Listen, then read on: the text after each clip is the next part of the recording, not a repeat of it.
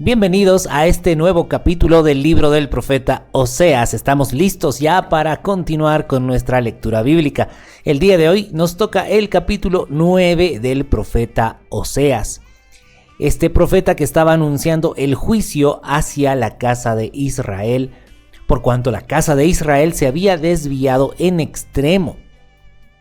Los israelitas, los de la parte norte de la tierra prometida, se habían desviado mucho antes de lo que se desvió la casa de Judá. Y entonces el profeta Oseas va directamente a anunciar el juicio a la casa de Israel. Y habíamos visto que la exhortación es bastante fuerte. Básicamente está diciendo, bueno, ya les he dado la oportunidad, dice el Señor. Ustedes no se han querido arrepentir, así que yo tengo que cumplir lo que he dicho anteriormente y traer a aquella nación del norte para que los esclavice, para que los disperse, para que sean destruidos. Y claro, el Señor estaba dando cumplimiento a todo lo que ya había establecido en los libros de Éxodo, Números, Deuteronomio, principalmente Deuteronomio capítulo 28, donde están las consecuencias de la desobediencia. Claro, en el capítulo 28 de Deuteronomio, si usted quiere darse una vueltita por el capítulo 28, va a encontrar las bendiciones por la obediencia y también las maldiciones por la desobediencia. Y ahí usted se va a dar cuenta que lo que Dios está anunciando a la casa de Israel, ese juicio, ya estaba establecido en aquel libro, en aquel capítulo. Y bueno, en varias partes de la escritura también vemos todo lo que vendría a aquel pueblo si es que se olvidan de caminar conforme a la palabra de Dios. Y esto más allá de que sea como una venganza, como que Dios se está vengando porque no quisieron hacer lo que Él quería, es la consecuencia de vivir lejos de la luz. Imagínense una persona que está caminando en la noche, si no prende la luz, se va a caer en algún lado, en algún hoyo. Esa es la consecuencia de caminar sin luz. No es que la luz se esté vengando. No es que la luz sea rencorosa y entonces voy a hacer que esta persona se meta al hoyo. No. Es lógico. Si una persona camina sin luz, va a ir a hacerse daño. Y es lo que pasaba también con el pueblo de Israel de aquel tiempo. Y también es lo que sucede en este tiempo. Si es que nosotros vivimos una vida sin la palabra de Dios, es como aquella persona que está caminando en oscuridad sin luz. Seguro que en algún punto vamos a sufrir daño si no caminamos conforme a la palabra de Dios. Eso es seguro. Y ya el Señor les había anunciado las consecuencias del pueblo de Dios de caminar sin Dios. Y era algo que estaba a punto de suceder en la parte norte, en la casa de Israel. Pues bien, vamos entonces a empezar con el capítulo 9. Vámonos a las escrituras. Y nos dice de la siguiente manera. Dice, no te alegres, oh Israel, hasta saltar de gozo como los pueblos, pues has fornicado apartándote de tu Dios, amaste salario de ramera en todas las eras de trigo. Si no supiéramos que todo esto tiene un trasfondo espiritual, este versículo sería un tanto confuso. No te alegres, oh Israel, hasta saltar de gozo como los pueblos, pues has fornicado, apartándote de tu Dios, amaste salario de ramera en todas las eras de trigo. A ver, una vez más. Ahí dice el profeta, no te alegres, Israel. No estés saltando de gozo como los pueblos. Y les comento que en aquel tiempo la casa de Israel no es que estaba en pobreza, no es que estaban sufriendo escasez, estaban en cierto modo prósperos. En cuestiones materiales tenían todo, pero estaban lejos del Señor. Y aquí dice: no te alegres, Israel, como los pueblos. Los pueblos pueden alegrarse cuando tienen prosperidad material. A ellos no les importa tal vez si está Dios con ellos o no. Pero lo cierto es que las naciones se alegran cuando hay prosperidad material en una nación. Y aquí le dice a Israel: no te alegres, no estés saltando de gozo, pues has fornicado apartándote de tu Dios. Y hemos visto una figura espiritual que es la fornicación espiritual. También habla de adulterio espiritual, que este pueblo, habiendo sido llamados a adorar a Jehová, el Dios de Israel, han empezado a adorar a dioses paganos, siendo que el Señor Jehová, Dios de Israel, ha libertado a su pueblo de la esclavitud de Egipto, y este pueblo, en vez de adorar a Dios, de obedecer a Dios, de refugiarse en el Señor, empezaron a adoptar costumbres paganas, a acudir a dioses paganos, a poner su confianza en ídolos. Y eso es fornicación espiritual. Por eso dice: pues has fornicado apartándote de tu Dios, y amaste salario de ramera en todas las eras de trigo. ¿Qué significa el trigo? Claro que vamos a ir entendiendo todas estas palabras también en un sentido espiritual. Y ya habíamos visto, no sé si es que ha estado atento a todo lo que hemos estado estudiando en la palabra, pero la palabra nos enseña que el trigo tiene una figura espiritual. El trigo, le voy a contar más o menos como una parábola. El trigo, después de ser cosechado, tiene que ser llevado a la piedra de molino, donde se muele y se vuelve harina. La harina tiene que ser amasada con un poco de sal, con un poco de aceite.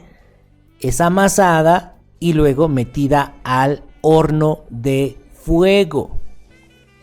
Una vez de que esté bien cocido, entonces se convierte en pan. Se acuerda que el Señor Jesús considera a algunas personas, las considera trigo, y hay otras que las considera paja o cizaña. Y es que los verdaderos cristianos tienen que ser molidos y pasar por el horno de fuego para que puedan ser pan, para que puedan dar alimento. Bueno, todo esto habíamos estado viendo en las Escrituras, todo esto nos enseña la Biblia, y por algo también el Señor Jesús hablaba en parábolas. Todo es parábolas, porque las cosas espirituales se las puede explicar con parábolas. Pero obviamente solamente las personas que tienen su sentido espiritual abierto, ejercitado, pueden entender las parábolas espiritualmente. Entonces aquí está diciendo: amaste salario de ramera en todas las eras de trigo. La era y el lagar no los mantendrán, y les fallará el mosto. El lagar se refiere al vino, a las uvas que son pisadas para hacer vino, ¿verdad? Y esto se fermenta, ¿no? Todo lo que se fermenta se llama el mosto. Y dice: no quedarán en la tierra de Jehová, sino que volverá Efraín a Egipto y a Asiria, donde comerán vianda inmunda. ¿Qué le parece? No quedarán en tierra de Jehová, sino que Efraín, y cuando habla de Efraín, ya habíamos visto también esto, cuando está hablando de Efraín, está hablando de la casa de Israel. Veamos, la ciudad más importante donde estaba su centro de adoración de los de la casa de Israel era Samaria. Samaria estaba en la tribu de Efraín, la tribu más importante en ese tiempo de la casa de Israel, la parte norte, ¿sí? Ahí la parte norte. Estamos hablando de donde dice reino de Israel, toda la parte celeste. Entonces dice que todos ellos volverían a Egipto y a Asiria. Algo que también habíamos visto, que Egipto es la figura del mundo, ¿verdad? Y bueno, toda la profecía del profeta Oseas prácticamente está diciendo: ellos van a ser llevados como esclavos por los asirios y van a ser esparcidos por el mundo. Y van a llegar a ser como una persona del mundo. Y ahí estaba la sentencia: Efraín volverá a Egipto y a Asiria, donde comerán vianda inmunda. Esa era la sentencia. Y dice en el verso 4: no harán libaciones a Jehová, ni sus sacrificios les serán gratos. Como pan de enlutados les serán a ellos. Qué interesante que habla de las ofrendas, también habla de pan, pero el pan, dice, será pan de enlutados, donde hay luto, donde hay muerte. Será pan de enlutados. Y no llevarán sacrificios, no habrán sacrificios. ¿Por qué? Pues ahí es donde el pueblo se empieza a olvidar del Señor. Y el pan que comen en realidad es pan de muertos. Por eso dice pan de enlutados. Y bueno, si entendemos espiritualmente, pues creo que está claro, ¿sí? Y dice, continúa el verso 4: será pues el pan de ellos para sí mismos. Ese pan no entrará en la casa de Jehová. Ellos empezarán a vivir para sí mismos. No es que Dios va a recibir sus ofrendas, no es que Dios va a recibir sus sacrificios, su adoración. Ellos harán las cosas para sí mismos, dice. Verso 5: ¿qué haréis en el día de la solemnidad y en el día de la fiesta de Jehová? ¿Cómo van a celebrar la Pascua, por ejemplo, si el templo va a ser destruido? ¿Cómo van a celebrar los días solemnes, las fiestas solemnes? Recuerda que hay 7 fiestas bíblicas que el Señor ha establecido. ¿Cómo llevarán esos días solemnes? Estarán perdidos en Asiria y esclavizados. Y dice el verso 6: porque he aquí se fueron ellos a causa de la destrucción. Egipto los recogerá, Menfis los enterrará. Menfis es una ciudad muy importante de Egipto. Y dice, Egipto los recogerá. Claro, el mundo los va a acoger. Pero Menfis los va a enterrar, porque ya estarán muertos espiritualmente. La ortiga conquistará lo deseable de su plata, y espino crecerá en sus moradas. Y está hablando de desolación y de sequedad, aridez. Habrá sequedad en ellos. Es terrible, y en realidad esto sucede también, no solo en aquel tiempo, también en este tiempo. Cuando una persona está sin Dios, llega un punto en el que dice, ¿qué he hecho? ¿Qué sentido tiene la vida? Hay sequedad en el alma, aridez.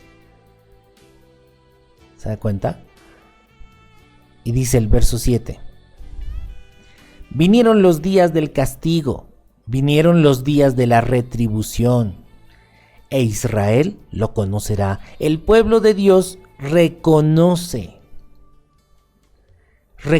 porque cuando una persona viene al Señor y se entrega a Él y su corazón se alegra y está gozoso y encuentra el sentido de la existencia y de pronto empieza a desviarse y se va al mundo y de pronto ya está inmerso en el lodo del pecado, y ahí donde se da cuenta que su corazón está seco, está árido.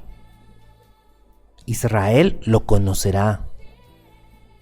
Israel entenderá qué terrible es estar alejado de Dios.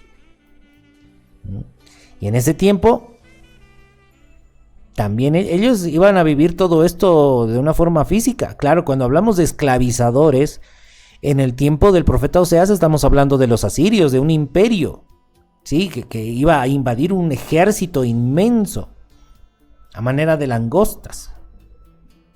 Iba a invadir y los iba a esclavizar. Pero ahora, cuando estamos hablando de esclavizadores, en este tiempo estamos hablando de la esclavitud del pecado. ¿No? Y en ese tiempo,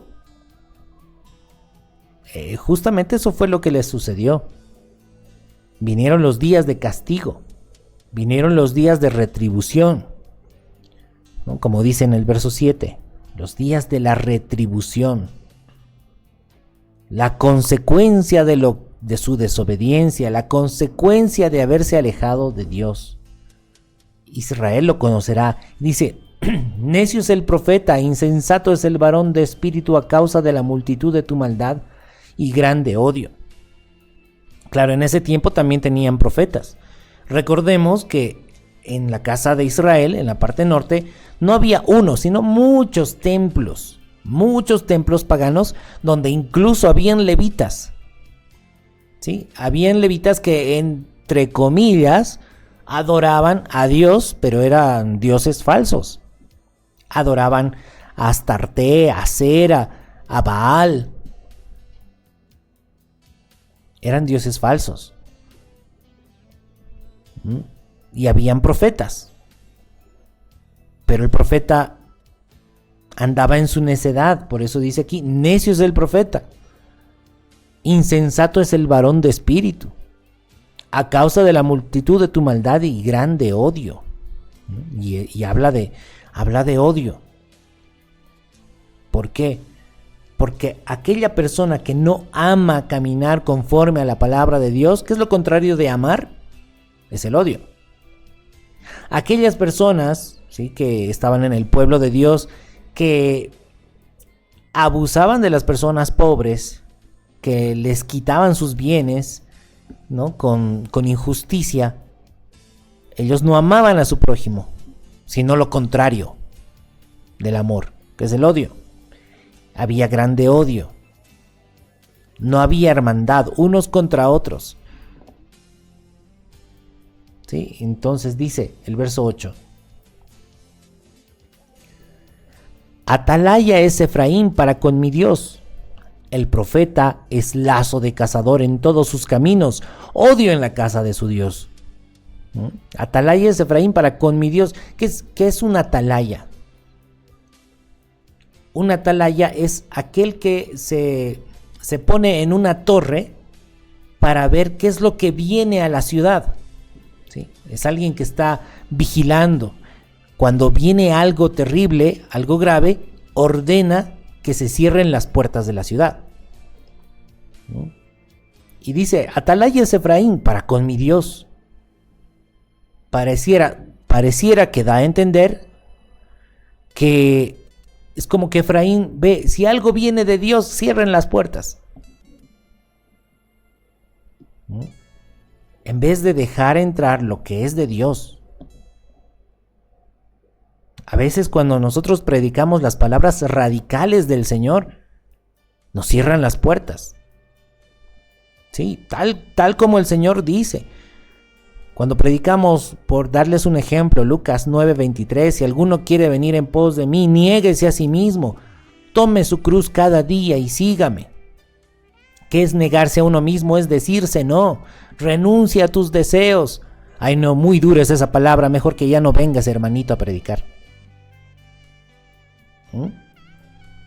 Cuando hablamos de cargue su cruz cada día, ¿qué es la cruz? Dar muerte a mi yo. dar muerte a lo que yo quiero, a mis deseos. Ah, no, esa palabra es muy, muy radical, ¿no? Mejor que no venga, y cierran las puertas. Y claro, en ese tiempo, en la casa de Israel, no aceptaban la palabra de Dios. Cuando había un verdadero profeta, y algo muy interesante, que los verdaderos profetas no se hacían llamar profetas. Eran profetas, pero no se hacían llamar profetas. Recuerda a Amós, cuando le decían, tú eres profeta, y Amós decía, yo soy un agricultor, alguien que cosecha higos. No se hacían llamar profetas. Y los que se hacían llamar profetas, lo que profetizaban era necedad. Lo que ellos profetizaban era, Dios está con nosotros, Dios nos va a prosperar, no importa si desobedecemos su palabra, no importa nada, igual vamos a ser salvados por Dios, somos salvos, siempre salvos. Y eso la gente aplaudía, eso a la gente le gustaba. Ah, qué linda palabra de Dios. Y aquí dice en el verso 8, el profeta es lazo de cazador en todos sus caminos. Hay odio en la casa de su Dios.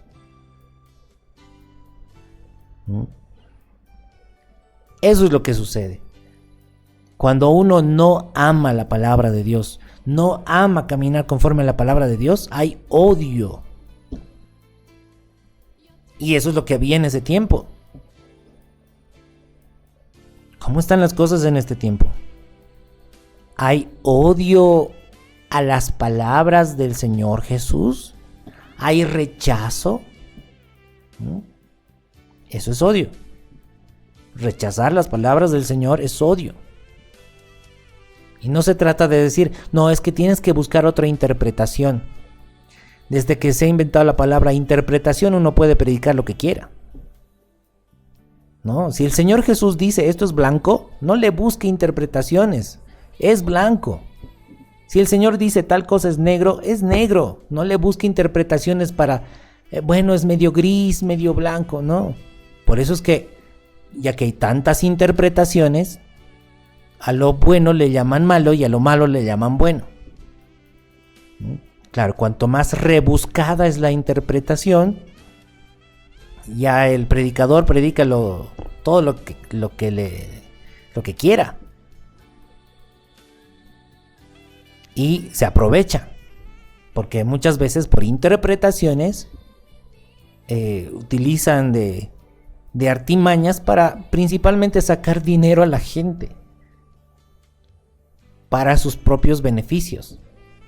Y no estoy hablando de todos los predicadores, pero hay algunos. Y es que es necesario que paremos las orejas, que abramos bien los oídos, que abramos bien los ojos para leer la palabra y comparemos. Por eso es muy bueno que nosotros leamos las escrituras correlativamente, ¿sí? De Génesis, ¿no? Éxodo, Levítico, Números, Deuteronomio, así. Toda la historia. Cuando leemos los libros, leemos del capítulo 1, capítulo 2, capítulo 3, correlativo, para que podamos conocer todo el contexto. Porque de pronto alguien que quiere predicar sobre un tema agarra versículo de aquí, versículo de allá, ¿no? Y le hace decir a la Biblia lo que el predicador quiera. Lo mejor siempre es predicar correlativamente cada uno de los libros de las Escrituras, para ver el contexto histórico y el contexto espiritual, ¿sí? Y la aplicación espiritual a nuestras vidas. Entonces, ¿qué más dice el profeta Oseas a la casa de Israel? Dice, llegaron hasta lo más bajo en su corrupción, como en los días de Gabaá. Ahora se acordará de su iniquidad y castigará su pecado. ¿Qué pasó en los días de Gabaá? ¿Se acuerda ese pecado tan terrible que sucedió en Gabaá de Benjamín? un levita tenía su concubina y los benjaminitas, los de Gabaa, la violaron. Al final terminó muerta, después terminó descuartizada. Algo terrible, ¿no? Esto hemos visto en el libro de Jueces. Y así, esa maldad que había en ese tiempo, dice, llegaron hasta lo más bajo en su corrupción, como en los días de Gabaa. Ahora se acordará de su iniquidad, castigará su pecado. El pecado tiene su consecuencia. Y siempre debemos saber esto, el pecado tiene su consecuencia. No quedará sin consecuencia. De pronto, una persona puede cometer pecado, tropezó, se cayó y se arrepiente de corazón. Y el Señor mira ese corazón contrito y humillado y perdona su pecado. Pero como hemos visto en las Escrituras, las consecuencias están vigentes. Los perdono, mas no los dejaré sin castigo. Las consecuencias siguen vigentes. No quedará sin castigo el pecado. Y vayamos al verso 10. Dice, como uvas en el desierto hallé a Israel, como la fruta temprana de la higuera en su principio vi a vuestros padres. Ellos acudieron a Baal Peor, y se apartaron para vergüenza, y se hicieron abominables como aquello que amaron. Y esto es lo que hablábamos también respecto a la fornicación espiritual, porque dice, como uvas en el desierto hallé a Israel, como la fruta temprana de la higuera, en su principio vi a vuestros padres. Sí, el Señor vio a ese pueblo y los rescató y los quiso llevar a una tierra donde fluye leche y miel. El Señor quería lo mejor, y los israelitas van y buscan a Baal,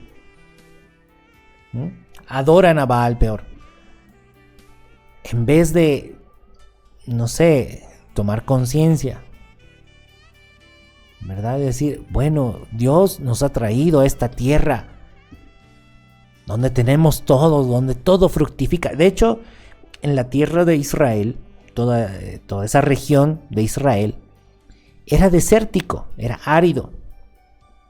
Pero los israelitas, y en realidad el Señor, lo hizo florecer y reverdeció toda esa parte. Y aún en nuestros días, ¿verdad? Podemos ver aquello. El Señor les dio, Él es el que proveyó a su pueblo de todo lo que necesitaban y aún más. Pero el pueblo dio la vuelta a su corazón y empezaron no a obedecer al Señor, sino a obedecer las costumbres paganas. Ellos empezaron a quisieron vivir como vive cualquier otra nación sin Dios. Por eso es lo que dice. Yo los rescaté, los encontré como uvas silvestres. Pero ellos acudieron a Baal Peor y se apartaron para vergüenza. Y se hicieron abominables como aquellos que amaron. ¿Qué es lo que amaron? Amaron el pecado. Cuando una persona ama el pecado, vive en pecado, claro, el pecado es abominable a Dios, pero llega un punto en el que esa persona ya es como el pecado. Se hacen abominables como aquello que aman.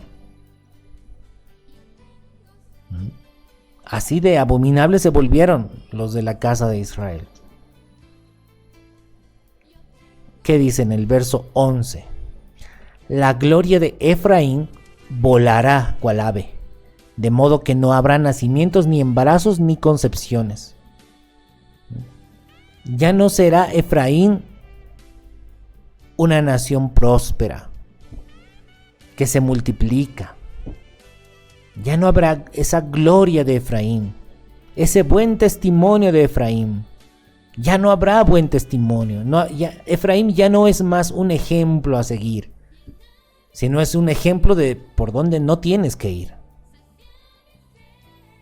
¿Se da cuenta? Nosotros también como pueblo de Dios estamos llamados a ser buen testimonio, un ejemplo. Mire, tal persona busca a Dios, vive la palabra de Dios, es ejemplo, es correcto, es honesto, es honrado.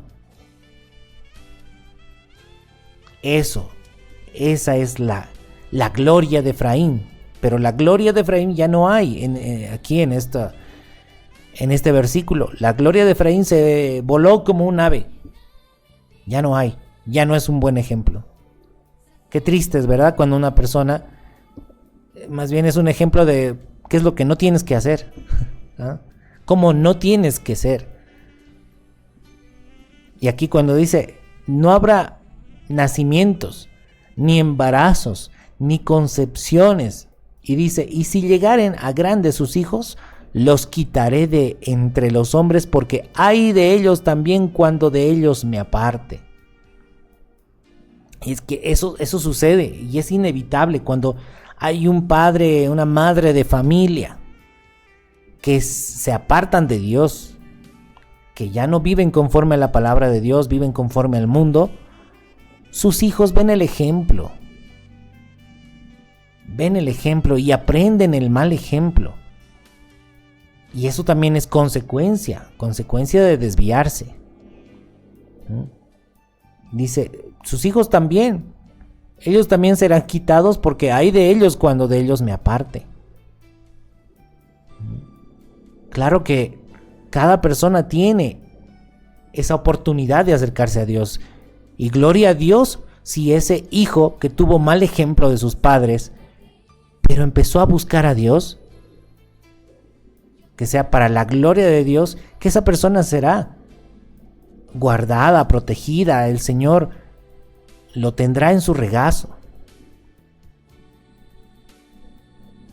¿verdad?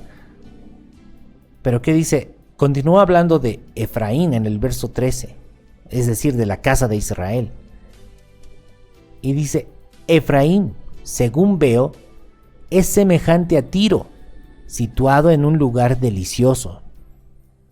Pero Efraín sacará sus hijos a la matanza. Claro, Tiro y Sidón eran dos ciudades costeras que se dedicaban al negocio, al comercio, y eran muy fructíferos económicamente hablando. Y dice, bueno, tal parece que Efraín es como Tiro, que está en un lugar delicioso, ¿no? Son prósperos. Sin embargo, Efraín sacará a sus hijos, pero a la matanza. Terrible. Dice el verso 4, y es como que el profeta empieza a hablar en este verso 14. Dice, dales, oh Jehová, lo que les has de dar, dales matriz que aborte y pechos enjutos. Enjutos quiere decir secos. En otras palabras, no tendrán hijos. No tendrán y no serán fructíferos. Es terrible. Ahora, en este tiempo, ¿cómo podemos entender eso? También estamos hablando de dar fruto, ¿verdad? Nosotros, como creyentes, debemos dar fruto. Fruto para vida eterna. Cuando predicamos, cuando nosotros podemos dar el pan de vida, después de haber sido molidos, ¿verdad? Y pasar por el horno de fuego, podemos dar pan de vida. Pero ese pan tiene que ser fructífero para que puedan nacer personas en el espíritu, ¿sí? Para tener hijos espirituales, si se quiere. Pero nosotros debemos dar fruto. Pero si no hay palabra de Dios, si no hay pan de vida, no van a haber hijos verdaderos. Tal vez pueden haber hijos falsos, pero no hijos verdaderos. cuando uno predica con falsa doctrina y hay personas que entre comillas se convierten con la falsa doctrina, no son hijos verdaderos. Sí, porque están recibiendo una doctrina que no es de la Biblia, no es de la palabra de Dios. Esas personas, si realmente quieren nacer del Espíritu Santo de Dios, es necesario que lean las Escrituras de principio a fin, correlativamente, para poder entender lo que el Señor quiere, para poder entender cómo es el camino recto. El Señor decía muchas cosas. El Señor decía, por ejemplo, mis discípulos van a ser perseguidos, van a ser aborrecidos, los van a maltratar por mi causa. ¿Aún así quieres ser mi discípulo? ¿Aún así quieres seguirme? Mis discípulos tienen que renunciar a sí mismos. ¿Aún así quieres ser mi discípulo? ¿Verdad? Entonces, al haber escuchado la verdadera doctrina del Señor, dice, Señor, sí, estoy dispuesto a renunciar a todo lo que soy, a todo lo que tengo, a todo lo que quiero, para hacer tu voluntad. Ahí es donde uno verdaderamente muere a sí mismo para renacer. Ese es el nuevo nacimiento, ¿verdad? Y así nosotros tenemos que tener también hijos espirituales, por decirlo de alguna forma, que en realidad no son nuestros hijos, son hijos del Señor, ¿verdad? Pero tenemos que dar hijos, tenemos que ser fructíferos. Pero cuando hay desobediencia a la palabra de Dios, uno ya no es fructífero. Y continuamos, verso 15. Dice, toda la maldad de ellos fue en Gilgal. Allí pues les tomé aversión. Por la perversidad de sus obras los echaré de mi casa. No los amaré más. Todos sus príncipes son desleales. ¿Y qué pasaba en Gilgal? Pues había un templo. Había ídolos. ¿Sí? Ahí estaba el becerro que adoraban los israelitas, y los reyes de Israel, de la casa de Israel, enseñaban a adorar a esos ídolos. Y ahí está la maldad de los hijos de Israel. Por eso, ¿qué le parece? Mira, dice, por la perversidad de sus obras los echaré de mi casa, no los amaré más. Todos sus príncipes son desleales. ¿Qué le parece lo que dice el Señor? Los echaré de mi casa. Claro que las obras son importantes, porque las obras son el reflejo de lo que hay en nuestro corazón. Cuando una persona ha muerto a sí mismo, se niega a sí mismo, empieza a hacer las obras del Señor, empieza a hacer las obras de Cristo. Ya no anda en sus propias obras, las obras de Cristo, ¿verdad? Pero cuando uno tiene maldad en el corazón y ama el pecado, ese amor al pecado también son reflejados en sus obras. Las obras son el reflejo. Las acciones justas, dice Apocalipsis 19, las acciones justas de los santos son el vestido de novia de la iglesia. Y por supuesto, sin vestido de novia no hay bodas. ¿Quién dijo que las obras o las acciones no son importantes? Las obras son el reflejo de lo que hay en nuestro corazón, de lo que realmente hay en nuestro corazón. Y aquí el Señor dice, bueno, no los amaré más, los desecha. Porque sus obras reflejan amor al pecado. Sus obras reflejan odio al Señor. ¿Y qué dice en el versículo 16? Dice, Efraín fue herido, su raíz está seca, no dará más fruto, aunque engendren, yo mataré lo deseable de su vientre. ¡Wow! Terrible. Mi Dios los desechará porque ellos no le oyeron y andarán errantes entre las naciones. ¿Qué le parece? Es triste en realidad porque, como hemos recordado, el Señor tenía para su pueblo una tierra donde fluye leche y miel, mientras ellos caminaban conforme a la palabra de Dios, obedeciendo sus mandamientos y estatutos. Ellos iban a estar seguros, ellos iban a estar contentos y gozosos, en paz, y con el Señor, con la presencia del Señor. Pero ellos eligieron desobedecer. Ellos decidieron alejarse del Señor. Y es porque esa es la decisión de una persona. Una persona puede decidir andar en el camino de vida o puede decidir andar en el camino de la perdición. O vas por el camino angosto o vas por el camino ancho. Lamentablemente, este pueblo se descarrió. Sin embargo, recordemos que en anteriores capítulos habíamos visto que también el profeta Oseas habló respecto al remanente, que el Señor tendrá misericordia de aquellos pocos, que sí, son muy pocos, que realmente aman al Señor y quieren amar al Señor. Así también en este tiempo el Señor tiene exhortación para nuestras vidas, pero todavía hay un tiempo más para rectificar nuestros caminos.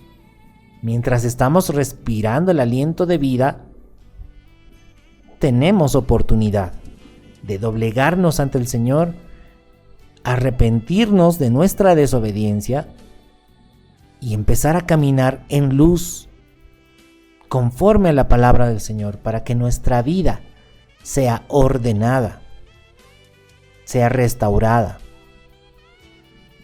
Acuérdese de ese salmo: ¿con qué limpiará el joven su camino? Con obedecer la palabra de Dios. Pues bien, con esto hemos terminado el capítulo 9 del libro del profeta Oseas. Está bastante interesante y está bastante fuerte. Y bueno, como siempre, esperamos que nuestras vidas sean transformadas para la gloria del Señor. Y me despido esperando encontrarme con usted el próximo capítulo. Un fuerte abrazo para cada uno. Bendiciones a todos.